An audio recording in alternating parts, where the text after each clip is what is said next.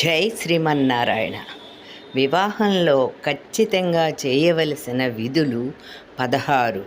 అవి ఏమిటంటే: వరాగమనము, 2 స్నాతకము, 3 మధుపర్కము, 4 మంగళ స్నానము, 5 గౌరీ పూజ, 6 కన్యావరణము, 7 కన్యాదానము, 8 సుముహూర్తము, 9 మంగళసూత్రధారణము, 10 తలంబ్రాలు, 11 హోమము, 12 పాణిగ్రహణము, 13 సప్తపది, 14 అరుంధతి నక్షత్ర దర్శనము, 15 స్తారీపాకము, 16 నాగవల్లి.